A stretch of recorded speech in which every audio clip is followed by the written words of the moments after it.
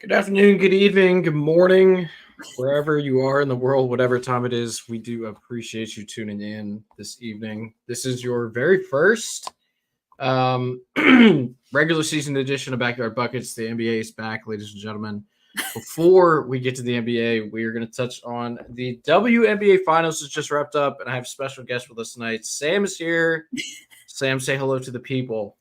Hi, people. I'm here and I'm excited. I'm nervous because I've never been on a podcast before. So this is lit.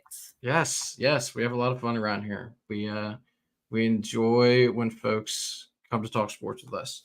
Yeah, I'm ready. I don't know much, but I'm ready to give you what I've got. So that's all I've got.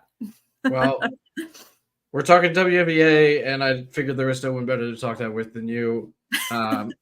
Obviously, for the folks that are typical listeners here, Ryan and Gary are usually with us, but they have things happening going on in their personal real lives. They cannot delve into the childhood endeavors such as myself on weeknights as often as I can because I am just that. I'm a child. So they will be back at some point. There's a chance they drop in on the show tonight and give us just their awful takes because they really don't know what they're talking about. But that's not the case for Sam. So Sam. Yes. 5-game series. You predicted that it would be over in 4. I just want that on the record. I did. You said it would be over in 4, and I told you that it would go more than 4. I actually said it was going to go 7. But as you so knowingly corrected me, that's not till next year.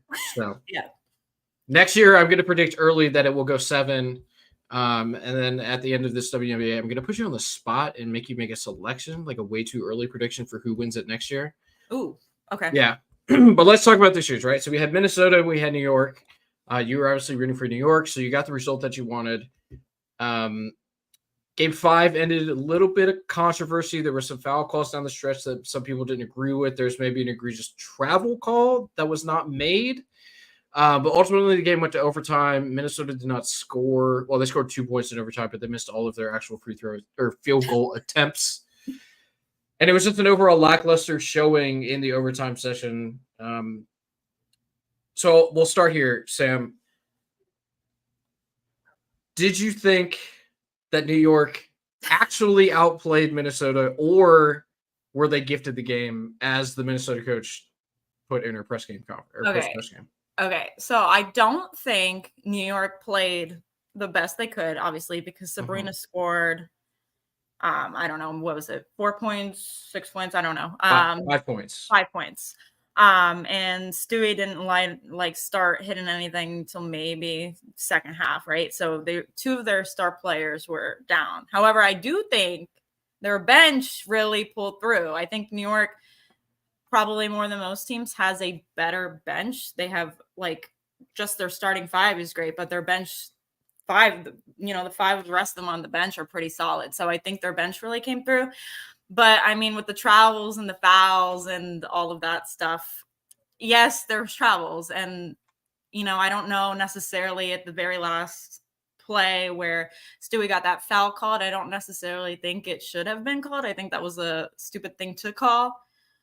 Watching it back, though, replaying it, I mean, there was contact there. I think it was hard for them to overturn. So that's my take on it. I mean, I think the refs were really ballsy for calling it, but then once they did, they weren't going to overturn that. The only frustrating thing I think was for game 5 is the feedback that Minnesota gave after the game of, well, that was the call, it cost us and stuff. But, you got to look at the whole series. It's a series. It's got 5 games. You had 5 games or 4 games you could have won. And then or 3 games so you could sweep them. You had those many chances. You had a full 5th game where you shut down 2 of their star players. And then, bad call. Yeah, that sucks. But you have 5 full minutes after those 40 minutes you had in regular time to pull through, and you still didn't do that. So I don't think New York played the best they could, but I also don't think it was honestly ever going to be Minnesota because New York knew how to finish. That's how I kind of take it. Sure. Yeah, I don't disagree. You and I have talked about how series sports like baseball, basketball, hockey, the longer a series goes, the more equal the teams have a chance of winning, right? So Yeah. talked about New York, or excuse me, Minnesota having those 4 other opportunities to win the games that they needed to win in order to clinch the series. Um, so when you break it all down to a take it or leave it type of game, right? A winner takes all. Not performing in a position or not performing in a moment like that, really, it Yeah. should come down to the team who does not perform the best, right? Yeah. However, I will agree they should have won more games earlier in the series to clinch. But the free throw discrepancy was 25-8 in favor of Yes. New York. And I get that, and that's true though. Like, I mean, obviously there's something wrong there. But game 4 was the same way, but it was reversed. It's like Sure. you can't like, I'm not saying it's right, or I'm not saying it's, fair, but it's like you gotta play, that's the game, right? I mean, you're gonna have refs, and the WNBA is like, that's what it is. They have refs that suck. I mean, they've been talking about making it better. Like they do, they are not that great. And it might just be because they weren't expecting to probably basically pop off the way they did this season. I mean, Caitlin Clark effect and all that other stuff. They need more like better officiating and things. And I don't think they were prepared for the amount of notice and all that stuff that they were getting from everybody. And I think people were really pissed that the refs like weren't that bad just in the season in general. But game 4 was the same way as it was reversing game 5. So I mean, I don't know. It's just not fair, but I get why they're mad. But you gotta Sure. finish. You gotta finish. You do. It was a 20-9 free throw discrepancy in game 4. Keynote there, the home team seemed to be getting all of the calls. It was a very friendly home whistle, Mm-hmm. which, I mean, you mentioned it, the refs were not great. That's kind of like a glaring issue. And I think with their gain, like the increased popularity that the WNBA has, they will probably be able to put more resources into their referee staffing, I guess, or the referee training. So I would assume that going forward, that probably will not be the case. You're not likely to see Yeah. that sort of discrepancy in back-to-back games, especially in the finals. Which, I mean, this was probably, I don't have the rankings or like the ratings in front of me, but I would assume this is the most watched NBA finals ever. Yes. So I actually found that on Twitter. I don't remember when, but it was like maybe yesterday. It was like up like by 142% from last year, Yeah, which is crazy. yeah. I mean, more eyeballs means more money. More money means better officiating. Typically, um, uh, you could say that's not the case for the NFL, and they have all the money in the world, but at least they have systems in place to where they attempt to get the calls correct. Mm-hmm. And in the NBA, you don't often see that free throw discrepancy like you did in this final series.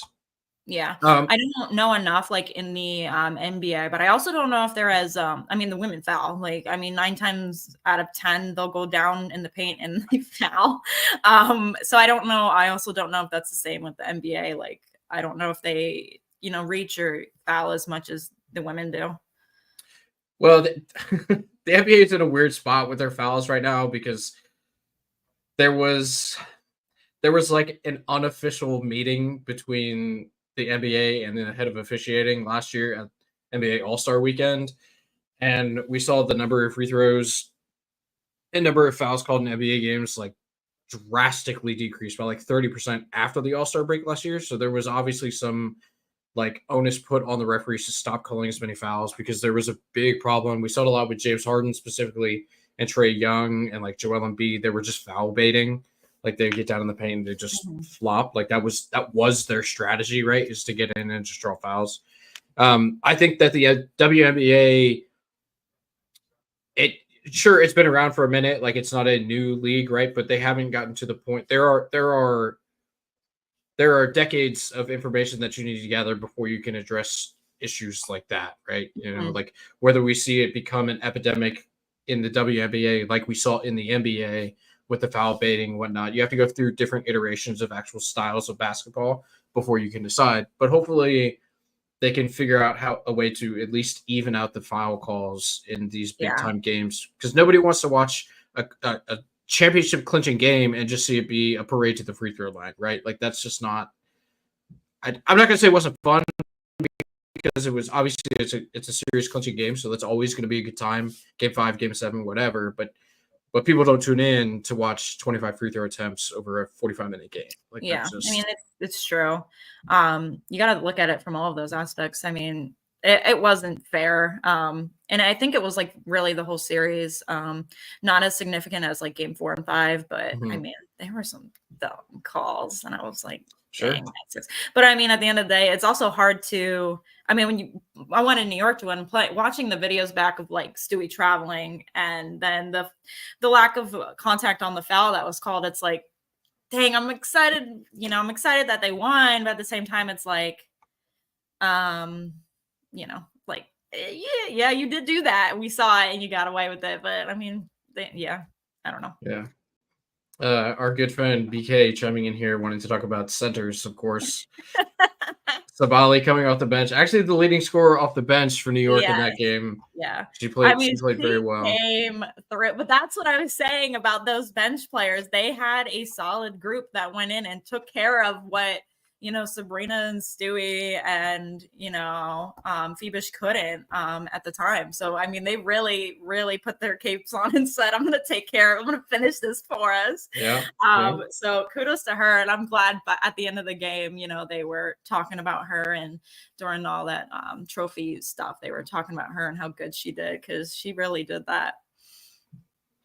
Yeah, certainly. We do love our centers here, obviously. Some more than others, but that's okay. Yeah. Do you have any comments on Sabrina Ionescu going 1 for 19 from the floor and 1 for 10 from 3? Like, do you feel that maybe the moment is too big? So this is, I was talking to my sister about this, because we are big, after I went to Vegas, we are big in the parlays, and for short they're called lays. So we had a lot of legs in our lays, right? So my first, it was, I think, Game 4, where I bet, you know, Sabrina was gonna score 10 plus. I don't remember. And then I held a whole bunch of safe legs underneath that, and she didn't. And I think it was, and I had like certain 3-pointers for her, and she didn't do that either. And I was like, and then once I started betting on her, I was like, oh my gosh, like, you hoop, but it's inconsistent hooping that you do. I mean, I think Sabrina is a great player, but it's the, you know, the inconsistency of it all. Like, you never know. Like, I mean, in the semifinals, she dropped 34 points. It was either semifinals or, you know, the first series before of the playoffs, but she dropped like 34 points. And then it was like the next game, it was like 2 or 1. And I'm like, you know, she's inconsistent, but I mean, when she has it, she has it. You know, she pulled it out and made that buzzer beater 3-pointer, and things like that. But yeah, but if you were to make the one more than the one you did out of the 19 shots, I mean, that wouldn't have even been a game, you know. Sure. And yeah, so it's hard. I mean, it was honestly, I like her a lot, but it's also rough watching her, you know, lay on the floor crying in joy of the finals. And that's just me being harsh, because you deserve all of that, all the excitement. But I was like, you went 1 for 19, like, you know, it was hard to watch, but at the same time, it was like well deserved, obviously. But the debate of, you know, Sabrina and Caitlin Clark in the same kind of you know, tier category. I mean, it's true, but at the same time, like, I don't know.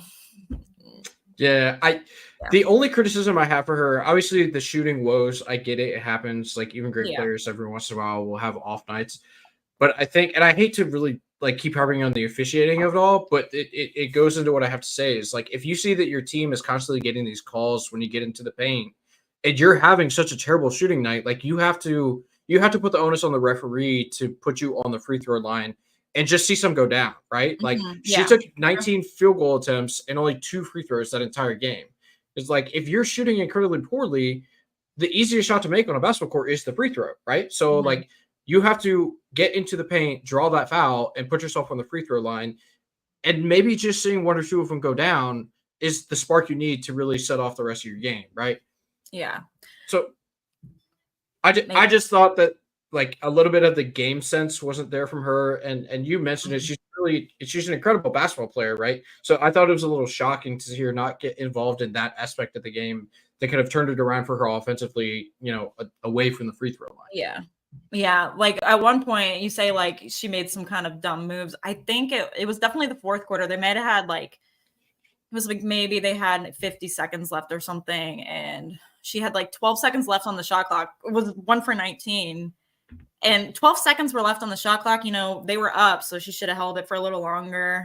Made a certified bucket. She shoots it up at the 3-point line, and I'm like, you haven't been hitting that the whole night. And when you are in this time crunch and it's neck and neck, you just throw it up there, you miss it, and here, now it's their ball. So it was like certain things where I was like, she should have drove it more in the paint. And yeah, you're right, force those fouls. But yeah, I just wish I saw more from her in the last like 3 games. Yeah, I mean, I think that has to do a lot with having not been there before. We saw that a lot from both of the teams, right? If you look at the scoring totals from the first 4 games, they're both scoring in the high 70s and 80s. And then we get to this game 4, they go to overtime, and the winning score is 67 points. Like, Yeah. it happens all the time in every series sport, in hockey, basketball, women's basketball is obviously all the same. You get to that game 7, you get to that game 5, where it's lose and go home or win and you Mhm. get a championship. Guys tighten up, girls tighten up, right? The Yeah. shot gets a little, your legs go a little quicker, your heart rate's accelerated, and I think that probably was a lot of what happened with Sabrina. She just never really got comfortable in the game. And Yeah, you it's a mentioned lot. her, yeah, Lot. it's tough. There's pressure there. I mean, and that play specifically, right, where I think she missed her 18th field goal attempt on that play you're talking about late in the Yeah. 4th quarter. Like, that's just a mental error, right? Yeah. And the more she plays, the more playoff experience she gets. I think that will probably cease to be an issue for her, right? Because she is extremely talented. You mentioned Yeah. her putting up 34 in the semifinals. Like, she's capable of doing that. It's just the moment I think was a little big, and that's okay. It happens to tons of players all over the place. But that's something that comes with experience and time, and Yeah. I guess I could lead I mean, into our I was like, no, yeah, right. I don't know. Like, if I was on that kind of stage, I don't even know. I would pee my pants, and like I wouldn't remember how to even dribble. I would have turnover. I would be like the all-star in turnovers. Like, it's a lot. It's a lot of pressure. So it's a good point. I mean, yeah. just be marking your territory all over the court, huh? Right. I'm like, I'm terrified. I'm scared. Shoot, man. Shout out that boy Cam Lumley. That man be chucking. Yeah, I heard. I'm excited because I might be in another camp because don't give me an inch and I'm gonna shoot it. Okay. Yeah, yeah. Understandable. Hey, shoot, like, You do your do. thing. Do your thing. You do. Okay, so leading into next season, right? Obviously, New York is going to come in.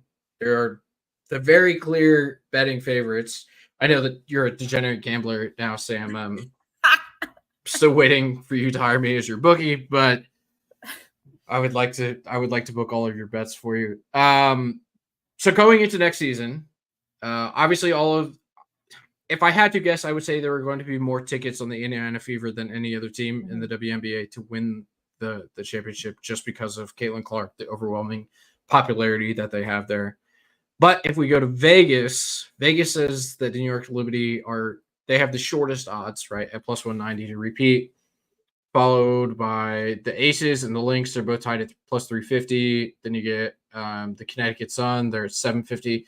And then coming in at, was that 5th, we get the Indiana Fever there at plus 1,300. And then you get Seattle at 1,500. Those are your top 6. Everybody else has no better than plus 4,500 odds to win the championship next year. So, Sam, this is where I'm putting you on the spot. All of your WNBA knowledge combined with all of your extensive gambling history. You have 6 options here. Pick a number on the roulette table. If I you go had to, odds all the time. All the yeah, time. odds all the time. Well, lucky for you, all of these are even odds, so like, it could be difficult. If you were to make a slip for next year's WNBA championship, and I realize that we are super, super early, and if you get it wrong, nobody will remember at all. Right. If you get it right, you'll be a legend. Who is your pick to win the WNBA championship next season? Ooh. So this is a hard question, and I'm going to start with because there will be also more teams. Mhm. There's a lot of people who and I don't know the contract part of all this, but there's a lot of people who are like their contracts are ending. So there's a lot of mixes and matches here, and the games will be going to 7. So you got to think about people being in shape, right? Um, who I have winning, that is so hard, but I will bet who I have in the finals. I think the Connecticut Suns might actually be going to the finals. And I'm gonna go maybe Aces too. Okay. All right. That's fair. That's fair. Yeah. Who's your winner? I'm gonna go Aces. Aces. I like that. Shout out that Yeah. girl Asia Wilson. Yeah, for sure. Filthy. Because she's Filthy gonna come basketball back. player. She's gonna come back, with vengeance on her mind, I think. And she's already a baller, so. But the Connecticut Sun, I mean, they gave Lynx a run for their money, and I think they'll be hard to beat next year, honestly. But it's Yeah. again, it's the best of 7, so I think that will also, be a big factor for some because they're not used to that.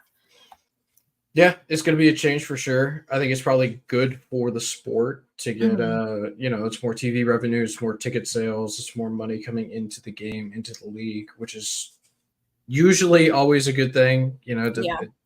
So long as the people obtaining the currency know how to use that money to better the league itself. Sam, do you have any NBA takes you'd like to get off after the first full night of action? So I watched Tuesday's game for like a quarter. There goes BK. I watched the Knicks game for like a quarter, and it was just a significant difference than WNBA. I mean, they were shooting like, and not to say that the women don't, but it was like 27 to, I don't even remember, in the first quarter with like 3 minutes left, and I was like, oh my god. And then when I looked again, it was like they scored like 130 points, whoever they were playing, and I was like, shooters shoot, because that's a lot of points. So but yeah, I mean, I've been trying to tune in, so maybe next time I come on here I'll have more knowledge, but I don't have much right now. But they score a lot of points.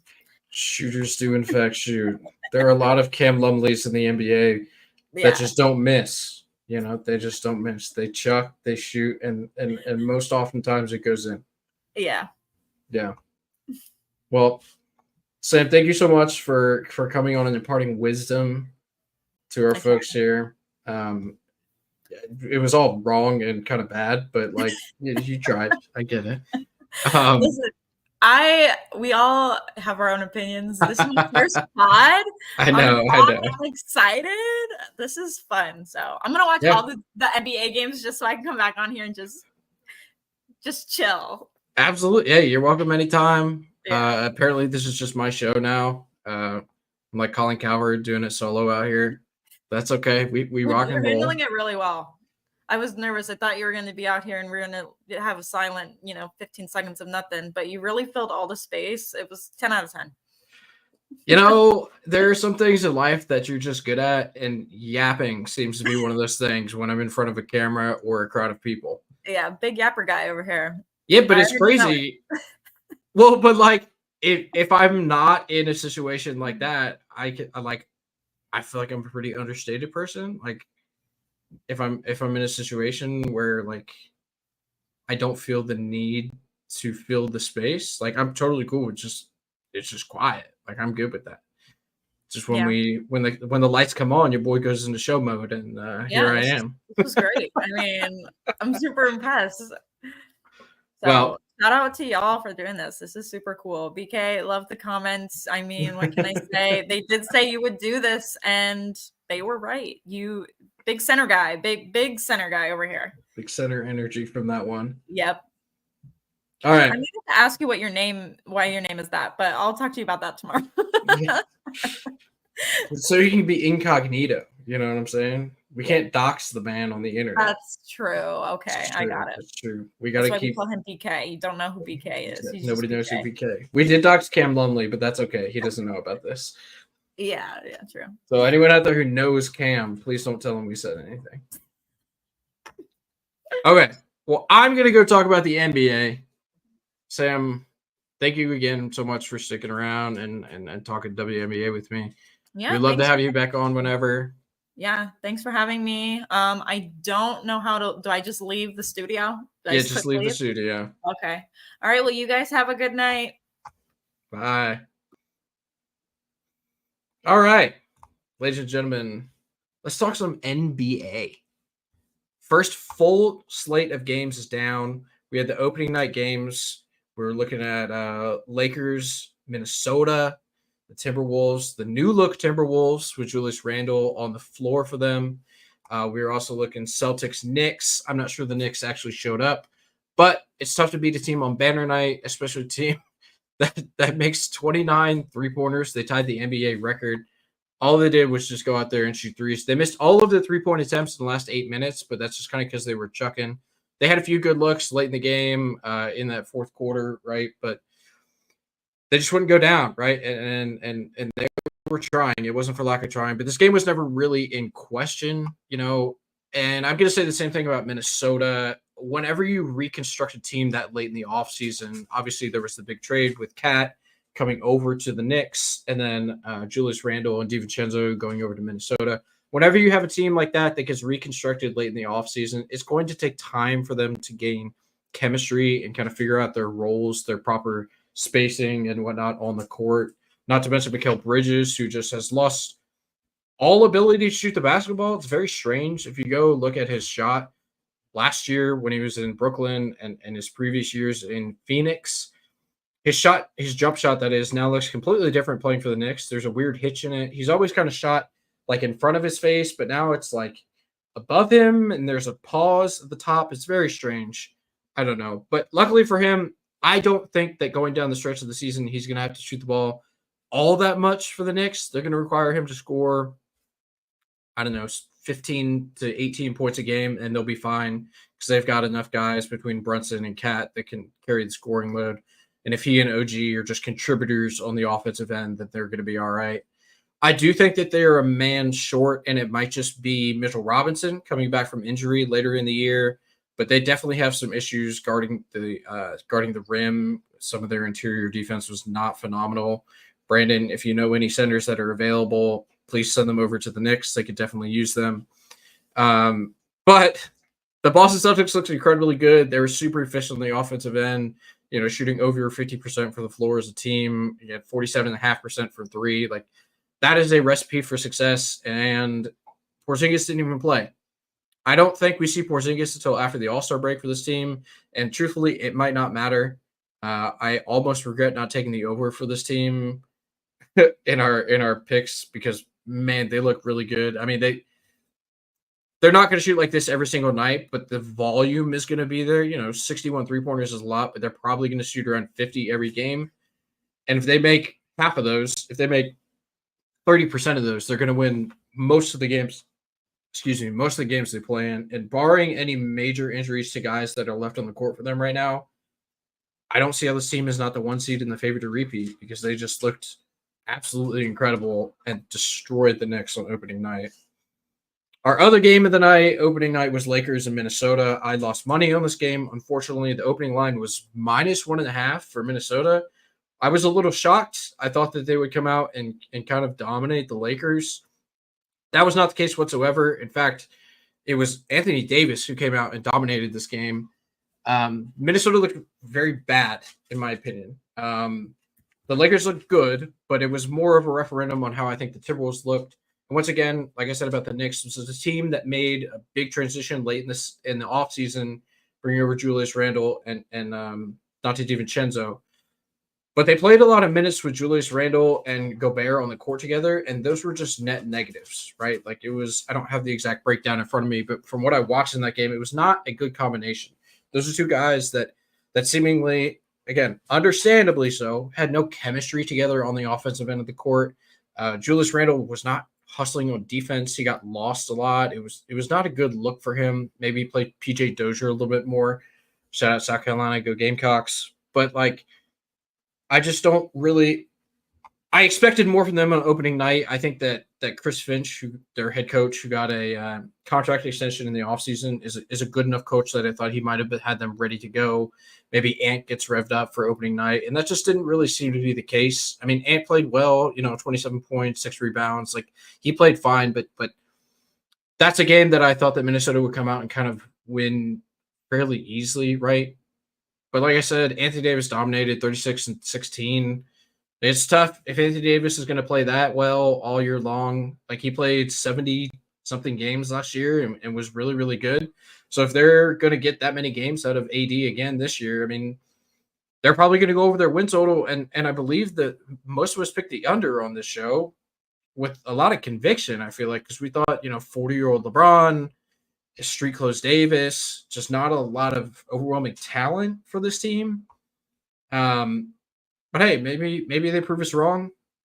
We got to see Bronny James Jr. play with his dad. The Griffeys were in the house. That was a cool moment. Robin Lopez considering Europe. Maybe he can play in a Disney league. He's a big Disney guy. I think he owns the condo down there in Disney World or within the park vicinity. So that would be cool. He is available for the Knicks. Yeah, they could probably make a deal for that.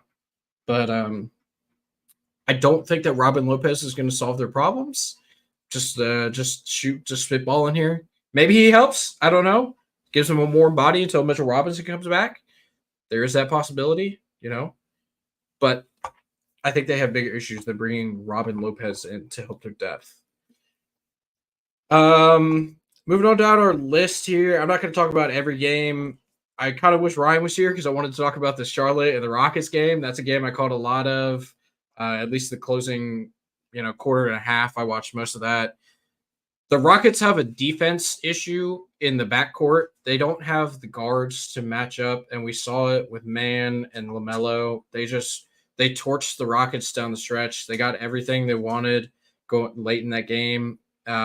This was a game where Brandon Miller, who was someone I was really high on coming into the season, went out with a hip injury early. I think he played 12 minutes. So that's a bummer for Charlotte. That's a team who historically LaMelo is the one that has injury issues, but they were already hit with the injury bug night one. Don't love that. Same with the Pelicans. DeJounte Murray fractured his hand. That's a real bummer for them. That's a team that we had high hopes for, competing for a playoff spot in the West. It's like, Jesus. But the Rockets, they played 10 guys last night. That feels unsustainable. That wasn't even with like Jayshawn Tate getting in the game. Steven Adams was not dressed for the game. Jeff Green didn't play. They're a team that has a lot of dudes that are expecting to get minutes. And unfortunately for them, they only have like one or two guys that can play real defense against opposing teams' guards. And there are a lot of really good guards in the West. And that's going to be a problem for the Rockets if they don't get that figured out, because you can't expect Dylan Brooks to play and Amen Thompson, I guess. You can't expect them to play 40 minutes of incredible defense. And if they have no real rotational guys that can play defense for them against guards, it could be a long season. That being said, Şengün was incredible. I love that he's bringing back the long shorts. That's just awesome. It's really fun to watch him run around there with the Allen Iverson style shorts on. Maybe that's a European thing. I don't know. But 25 and 18 from him. Lock him up. Give him the max, whatever you got to do. And just pray to the basketball gods that Jabari Smith Jr. learns how to play really, really good defense next to him, because I think that would be a winning combination. We're going to shout out Gary's dad here. Cleveland Cavaliers absolutely steamrolled the Toronto Raptors in Toronto. And Darius Garland did not play well. He only had 2 turnovers, so that's nice. But his offensive game, he did not shoot the ball very well. I guess I should have said that instead of not played well. But he scored 7 points, 3 for 12 from the floor, 1 for 6 from downtown. Didn't shoot a single free throw in this game. If Cleveland wants to be a serious contender in the East, Darius Garland is going to have to play a lot better than he did last night, or they're going to have to look to move him. Now, again, it's very early in the season. These are just my takeaways from game one. I could change my tune completely 4 weeks from now, and they could be an incredible team, and Darius Garland could be looking like an all-star. Totally viable. I'm a big Darius Garland guy. I think he's phenomenal. But for an opening night performance that was a little bit lackluster, I will say, however, Evan Mobley balled out. Evan Mobley missed 5 shots. He was 9 for 14 and scored 25 points, had 9 boards. Like, that is an Evan Mobley step in the right direction. That's what you want to see if you're the front office from Cleveland and you're thinking, hey, we're going to lock this guy up on a big time deal. We're going to trade Jared Allen. He's going to be our center going forward. We're going to build around Evan Mobley, Darius Garland, and Donovan Mitchell, who, is just Mr. Consistency for the most part, has some really, really big nights for them. But those are your 3 core guys going forward. And if Evan Mobley continues to take these steps and play like a star, like a stud, like an all-star, whatever you want to call him, if he continues to progress as an offensive player in this league, we already know about his defense, then I think they could be a very dangerous team in the East, and they can make some noise in the playoffs. We saw them make the playoffs each of the last 2 years. I think they won. Yeah, they beat Orlando in 7 last year to make it to the second round. I'm excited to see what they can do going forward, especially if Evan Mobley continues to play at the rate that he was yesterday. Another Eastern Conference matchup last night, Milwaukee and Philadelphia, or I guess should I say like 2/3 of Philadelphia, because shocker, stop me if you heard this before, Joel Embiid did not play and Paul George did not play. It was the Tyrese Maxey show from start to finish, and they did not play well. They looked like chickens with their head cut off. Tyrese Maxey did everything he could to keep them in this game, but Milwaukee was just too much. I will say, when you score 124 points, obviously you're going to get a lot of praise. Milwaukee played well. If I can tone it down for a second on the Milwaukee hype, again, they beat 2/3 of the Philadelphia 76ers. It appeared to me that in that game, the chemistry between Dame and Giannis is still not there. Giannis does not look comfortable receiving pick and roll passes from Dame, but Brook Lopez looks incredibly comfortable playing a 2-man game with Dame because that's what he's done for a lot of his career, right? After he left Brooklyn, where he was like a back to the basket guy, he became a pick and roll and a 3-point shooter. And he's phenomenal at that. And Dame is an incredible pick and roll athlete, pick and roll point guard. He was hitting threes last night. He shot 50% from 3-point and made 6 of them. If this team wants to be taken seriously in the East, they have to figure out the 2-man game between Damian Lillard and Giannis Antetokounmpo. And everything, when you look at Giannis, it's like, man, he would be an incredible short roller. You can throw lobs to him. You can hit him with a pocket pass. There are so many things that you should be able to do with Giannis in the pick and roll game, but he is, and always has been in his career, a guy who is better with the ball in his hand, with a head full of steam coming downhill, where he's so much taller than everybody and longer. He's able to look over and do what he wants with the ball, right? Whether that's go through you into the basket or make the right pass. Like, there just is a little bit of a disconnect right now in the 2-man game with Dame and Giannis. And again, it's game 1 of 82 games, and there's plenty of time for them to figure out what it is they need to do to be successful in that 2-man game. But right now, there seems to be a little hitch in their giddy up in terms of that superstar combo there. Another game in the East I want to hit on real quick. For those of y'all that are new here, I do my best to be as level-headed and analytical as I possibly can about basketball, and really all sports. I value the details and the nitty-gritty of the game. There's a player in Orlando right now who I have made some statements about. I have not said it on this show, but I'm going to say it tonight. He played for Duke in college, was robbed of a national championship by Hubert Davis and those assholes over at Chapel Hill. Paolo Banchero, by the end of this season, will be the best Duke basketball player in the NBA. I'll stand on that. That's my probably one of the hottest takes I've given out on the show. He's better than Jason Tatum, who I understand just scored 37, and his team tied the record for most 3-pointers made in an NBA regular season game. I get that. I understand that Kyrie Irving is still in the NBA. NBA Finals champion, played in the NBA Finals last year. Backcourt teammates with Luka Doncic. I get it. Kyrie's phenomenal when he plays. I understand that Zion is in the NBA, one of the most efficient players ever to play in the NBA. Yes, they are keeping it close. Jason Tatum in his post-game press conference the other night said that he needed to just go ahead and get ready for the Wizards on Thursday night. And I DM'd him and said, no, buddy, you don't. You don't. All you have to do is show up. It's fine.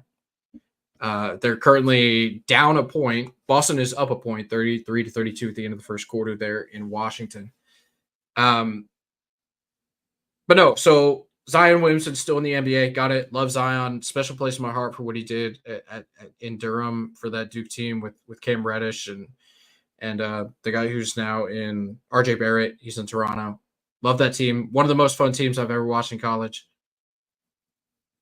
But if you told me that I had to start an NBA franchise and I could get one Duke basketball player at the end of the season, my money's going to be on Paolo Banchero.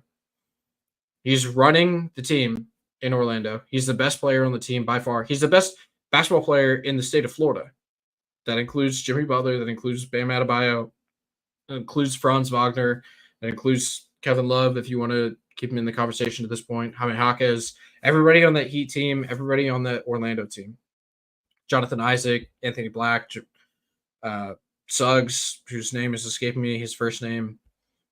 Wow, why is his first name escaping me? That's okay. Jalen Suggs, excuse me, Mr. Football in the state of Ohio as a senior in high school. Paolo Banchero is better than all those guys, and I think that he is going to have a very, very real opportunity to make an All-NBA team this year. They looked incredible. Their defense is so good. He might be the worst defensive player in that starting five, which is just incredible because when he tries, he has the body type to be just an absolute stud on the defensive end. And that's not taking any away from his offensive game, right? Like he does anything he wants to on a basketball court because he is so big. He has the ability to shoot over everybody that guards him.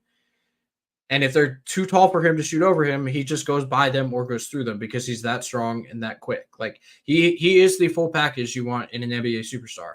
And he's 21, 22 maybe. He's going into year 3, whatever that age is for him. He's incredibly young and just getting better every single day. Watch out for Paolo. He is one of the best players in the Eastern Conference. I really, really like this Orlando Magic team. Their backcourt defense between Jalen Suggs and Kentavious Caldwell-Pope is just an absolute bruiser of a unit. And then they bring in Anthony Black. They bring in Cole Anthony just to boost that second team. I mean, they're going to be a bear to deal with defensively for any team. I will say their pace is a little slow for today's NBA. They still struggle to shoot the ball. It's that part of the game is not great, but maybe Jet Howard will come along. I would love to see Anthony Black develop a little bit better of a jumper. But hey, those are all things you can work on as the season goes forward. As long as you have Paolo, you'll be a playoff team in the East. He'd be an incredible dollar back guy. Like he'd be the best dollar back guy you had. I'll tell you that. Definitely the biggest. Jalen Suggs, I think, is probably a player from the Magic you would want to be in your dollar back offense more so than Paolo. Only because he had offers to play big-time Division I college football as a quarterback. So, like, that's the guy you want. Excuse me. All right, one last game from the West last night, and then I'll let y'all get on with your evenings. Maybe I'll talk about I'll talk about two. So the non-nationally televised game. Oh my goodness, look who it is. Hey, what's going on, buddy? Just out here grinding, you know? I figured you might want some company. I'm just getting home. Yeah, man, it's good to have you. I was just about to talk about Memphis and Utah from last night. Ooh, very nice. Very nice. Yeah, Memphis pulls out the 2-point win on the road. Lauri Markkanen, however, did everything he could have ever wanted to on a basketball court last night. Dropped 35 and 9. My biggest takeaway from this game, and it's kind of an overall arching look at the NBA, is that Zach Edey currently still has the shortest odds to win Rookie of the Year. He did not look great in that game last night. So it kind of convolutes the Rookie of the Year conversation for me, right? So if he is the guy who has the shortest odds, even after yesterday's games, now tonight's games are about to start, they're going on, whatever, so we don't know what tonight's rookies look like. But I don't know who I would pick now, because if that's your shortest odds guy, like who fucking – it might be Reece Shea, who had a fairly decent game for Atlanta, but like – I still am confident on the under win total for Memphis that I took at the beginning of the season. And then watching this game just kind of solidified in my mind that I don't know who the best rookie is in the class this year. Yeah, I mean, it's the same thing we talked about before the draft last year, right? Like, or I mean, I guess this year, but before the season started, right? We talked about the draft class being that way that, unfortunately for Risache, he ended up the number one pick in the draft, and he really should never have been a number one pick. So I think that lends itself to like the rookie of the year field being wide open. I tend to think that the Vegas odds for Edey were that they were anticipating him getting 20 minutes a game, right? 25 minutes a game, at least, if not more than that, closer to 25 or 28 minutes a night. And he played about 15, I believe, last night was his final total of minutes. And he didn't look comfortable. He didn't look very some of the deficiencies that we thought he might have at the NBA level kind of reared their head last night a little bit. So I look at are we going to get a guy in the teens that ends up being rookie of the year because he's playing, 24 minutes in the rotation? I'm high on Reed Shepherd. Maybe he's a guy that could get some votes at the end of the year. We could see Bob Carrington potentially, who I expect to get a lot of minutes on a bad team. Is it Stephon Castle? Does he learn from Chris Paul at a quick rate and become a contributor there? I don't know. It feels like a wide open field, and I know the odds, you would expect them to have shifted a little bit. It is one game. I think you should stay confident, though, in your Memphis pick under, because 2 points against the Utah team that probably isn't going to compete this year.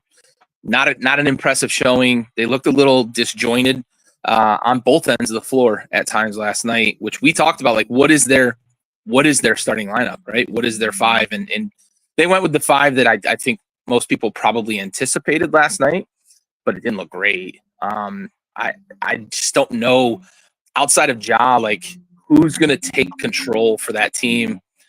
Desmond Bane is a fine complementary player, but he's been unreliable with injuries and stuff. I still feel pretty confident. I went under as well, like you. I still feel pretty good about it. Who's the guy that you think could sneak up in the rookie of the year, though? I know you mentioned maybe it's Risache or one of the, maybe it's Sarr, right? Is he a guy that's going to get a ton of minutes with Washington? Probably. Who's another guy who's a name maybe not on everybody's list right now that you might pick? So I don't know if you heard what I said earlier about Houston, and you mentioned Reed Shepherd, who I think is going to be a very good NBA player, right?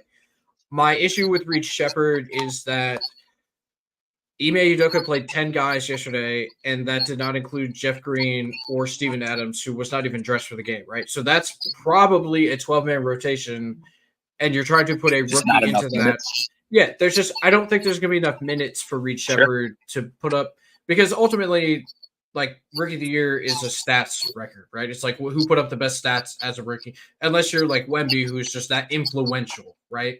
Yep. So I'm going to say Stephon Castle, with the caveat that I just talked about it being a stats record, right? Or a stats award. And I don't think he's going to have the stats for it. But, I think he has an opportunity to be a dog defensively. And you mentioned it, learning from Chris Paul super fast, which is what we saw SGA do and Dennis Schroeder do in that 1 year that he was in Oklahoma City. Yep. So I believe in Chris Paul's ability to guide Stephon Castle along. And if you believe everything coming out of the Castle camp during the offseason, it was that he's going to be a point guard in the NBA. So if Chris Paul is able to kind of shepherd him along, and even if Stephon Castle takes over that starting job by, say, All-Star break and closes out the season playing super, super well, that's a guy that I would have my eye on, because he super high pedigree. He was a 5-star kid, won a title in college. He's an incredible basketball player. He just needs the opportunity in the NBA to learn from Chris Paul to bring him along, I think. So that would be a guy I think that's probably going to have a large impact on whatever his team looks like by the end of the season. That would probably be my secondary pick there. Yeah, I like it. I think he's got a golden opportunity. I think the Spurs have a golden opportunity. I mentioned it last week when we talked, over-unders in the preview. I'm pretty bullish on the Spurs this year. I think Chris Paul makes a big difference for them. Oklahoma City beat their win total by, I think it was 11, maybe 12, the year that he was in Oklahoma City. They made the playoffs that year. I wouldn't be surprised if this Spurs team took a big leap this year with a guy like Chris Paul in the building. And of course, you've said it multiple times, right? Who builds a dynasty better than Pop, right? Yep. If you've got a guy at the helm like Pop, you can feel pretty good about it. And if he sees something in Stephon Castle, then I have to believe, right? Yeah, for sure. Oh, he's back. Yeah. So I gave a hot take before you jumped on, and I nobody was here to hear me say it except for BK. But I'm gonna get your opinion on it. BK had heard me say this before elsewhere, not on the pod. Ryan has also heard me say this on the pod. I kind of changed it for dramatic effect for the podcast, right? But here's my take. At the end of this NBA season, if you told me that I could only take one player from Duke to start a franchise with, I'm taking Paolo Banchero because I think he'll be the best Duke player in the NBA by the end of the season. Okay. I understand that Jason Tatum is in the league. I understand that Kyrie is in the league. I understand that Zion is in the league. You know, Grayson Allen, Wendell Carter, or Wendell Moore, Wendell Carter. Like there are a number of Duke players in the NBA right now. Are we counting the guy that's going to go number 1 next year? No, we're not. Current NBA player. I mean, it is a hot take, right? But like, I go back to like the Summer Olympics too, and like we won the gold medal basically without Jason Tatum. So like, we know what Jason Tatum is too, right? He's a guy that can score. He's a guy that can be a little pesky on defense, but he's also a guy that, historically speaking, shrinks in big moments. And even last year, like he wasn't Finals MVP, right? Like, I don't know that I hate that take because I think Banchero's got a huge ceiling. I think he's still got a lot of room for growth. The jump shot continues to get better. We saw that growth from him last year. That was my big thing I wanted to see last year from him, right? I talked about it. We all talked about it in our preview show last year that I thought that I was very bullish on the Magic beating their over. They did. They made the playoffs. They almost hosted a first-round series. And Paolo Banchero's jump shot percentage and his form, he looks more comfortable shooting the jump shot. If that continues to improve, he's a guy that can give you basically everything you want on the floor, with the exception of he's not the greatest of defenders, but he's willing. And I say it a lot, like willingness is a trait you can't teach. It's a trait you can't coach on the defensive end. You can teach somebody how to play better technically on the defensive end, but if you're not willing to play defense, then you're going to struggle. I don't hate the take. I think it is definitely lukewarm because of who Jason Tatum is and just coming off of winning a title. But I think Banchero's ceiling is very, very high. Yeah, and how old's Tatum now? He's what, 29, I think? No, I think he's 27. Seven. Okay. Yeah. So, and I totally respect what he's done.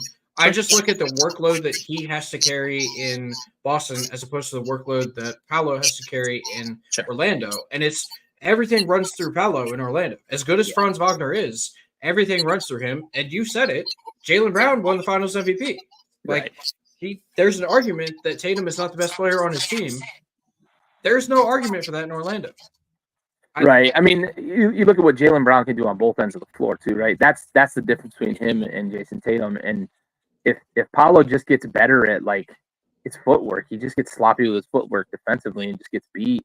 But he's willing. You see him hustling on that end. And maybe he turns that around, and that could be the big difference. But I also look at it like he's 15 years old. I got a lot of room to grow with this guy. You know what I mean? He's in his third year, and I got a lot more. I got a lot more room for growth, I think, right now. And I don't think they're worlds apart as players currently. So if you told me you had that room for growth, I don't hate that take. It's definitely warm, but I don't hate it. Yeah, maybe by the end of the year you'll see a nice Paolo Banchero jersey right here. Maybe it's a possibility.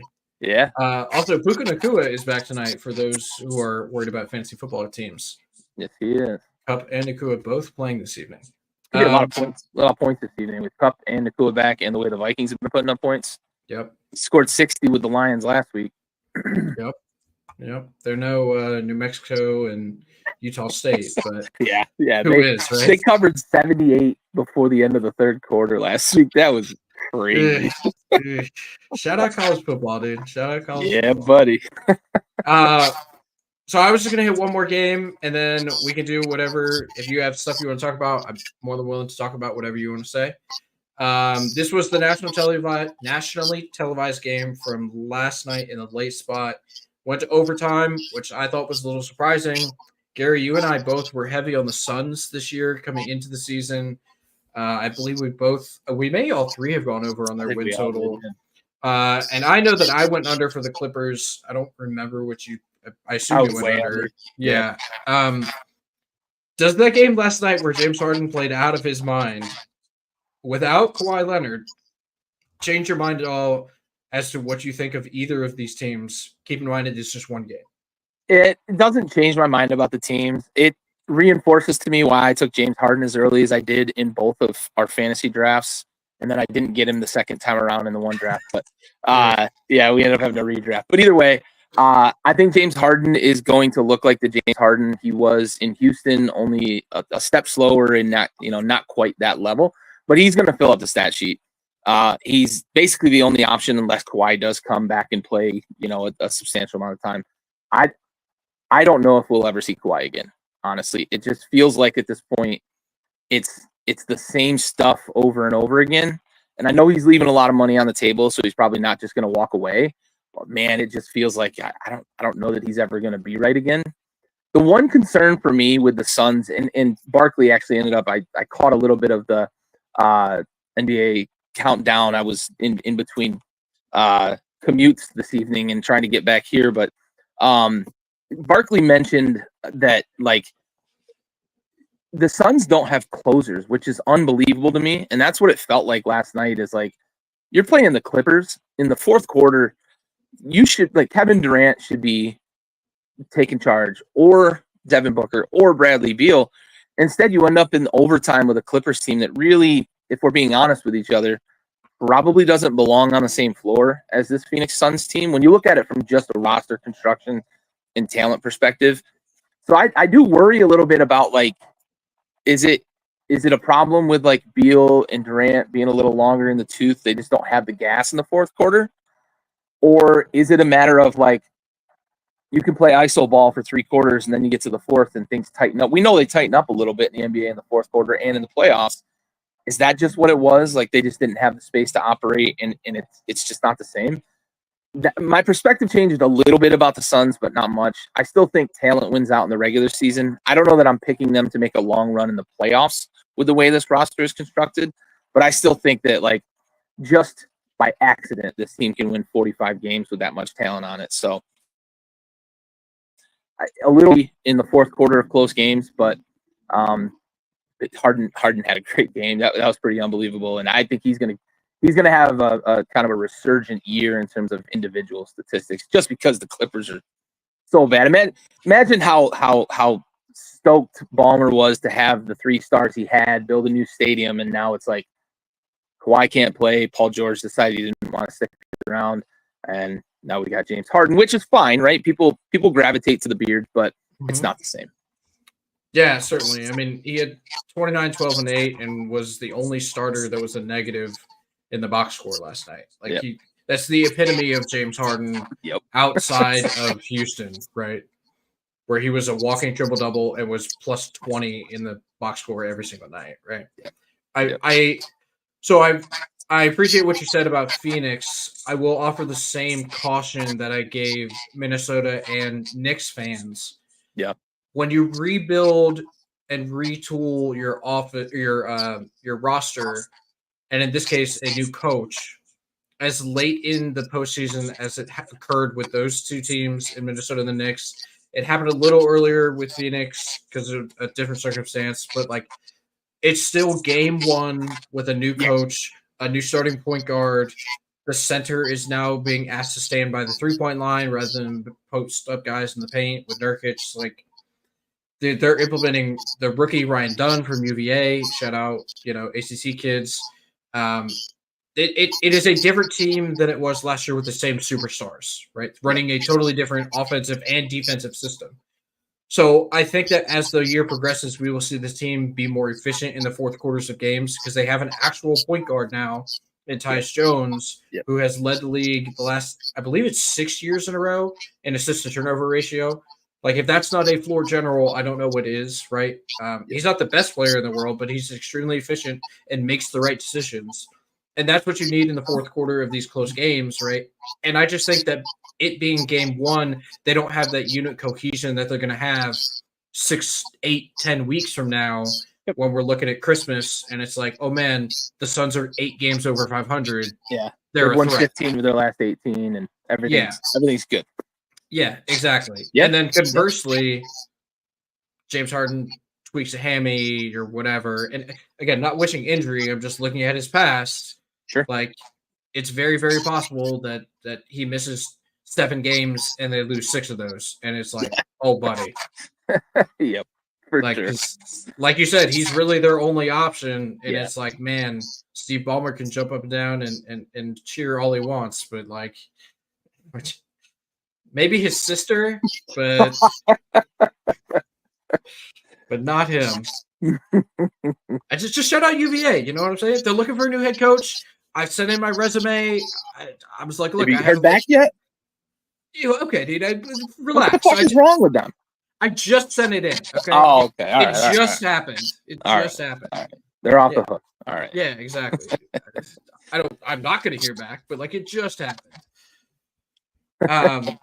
I know where Oak Hill is. I can go recruit the best guys in the state of Virginia. I get it. Right. Like, That's all you got to do.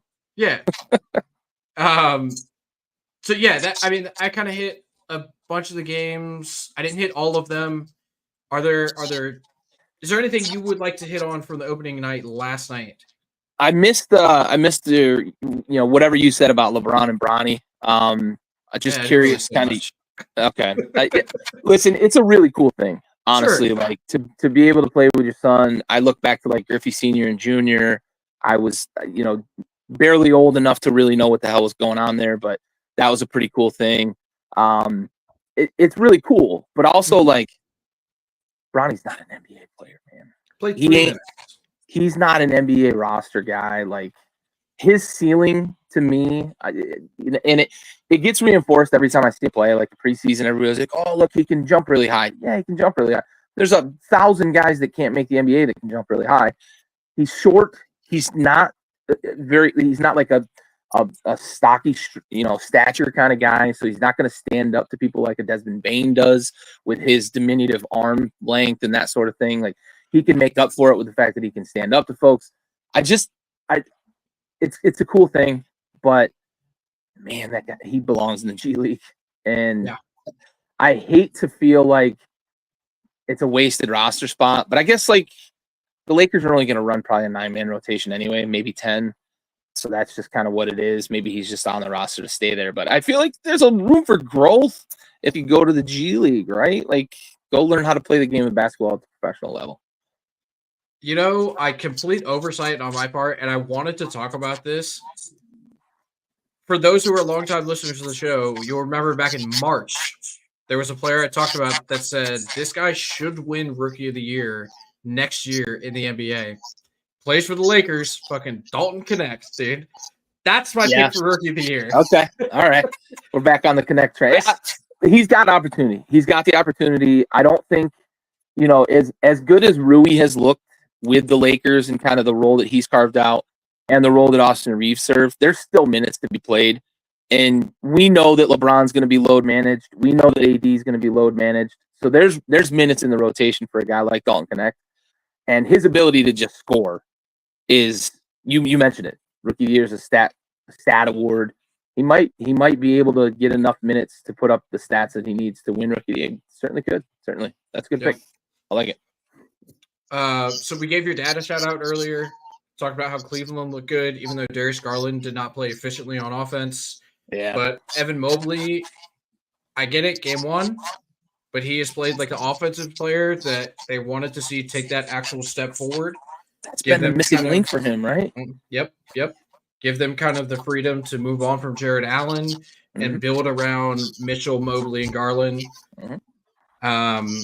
Let's see, what else did we talk about? We talked about Milwaukee. I was saying how the 2-man game between Dame and Giannis is still kind of missing something.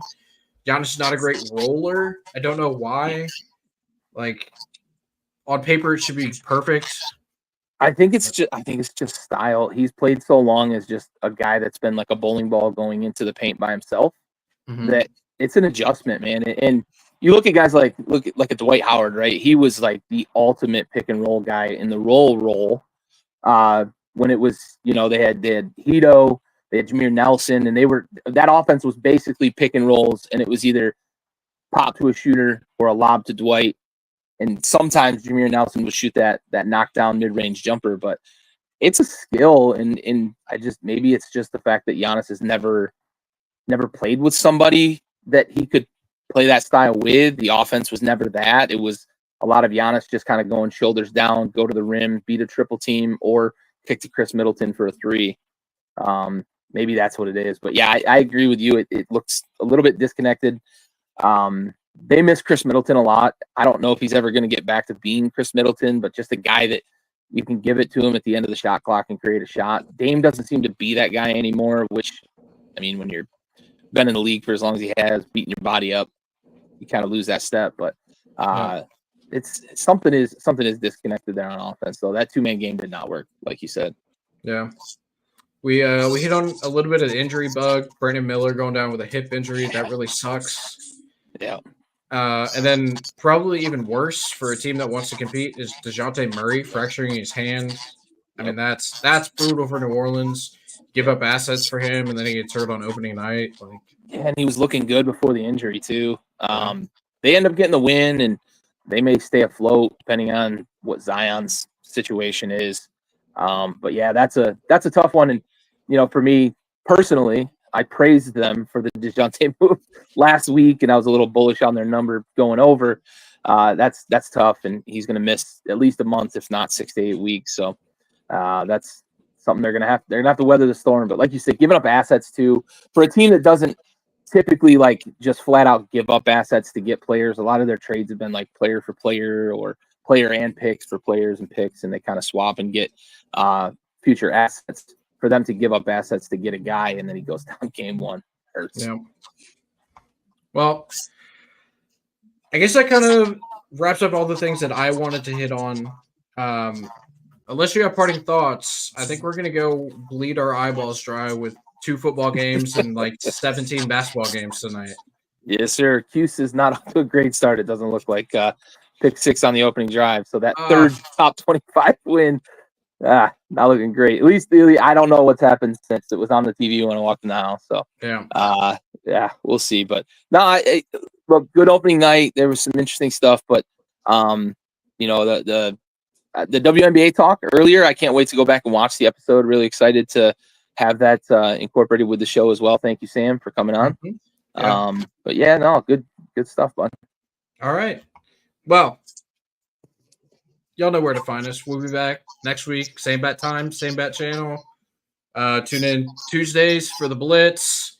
Wednesdays you got tailgate with Gary and myself talking college football. Obviously Thursdays we do NBA talk here. We appreciate everyone tuning in. We really, really, really enjoy having you guys here. It's always a good time. Shout out BK the Kid, DJ BK Midnight on the 1s and 2s out here keeping us engaged. For Gary and myself and Ryan, who is somewhere stranded on 95, sitting in bumper-to-bumper traffic, feel bad for him. Everyone pour some out for the homie tonight. Yeah. We will be back, but we are out for tonight. See y'all later.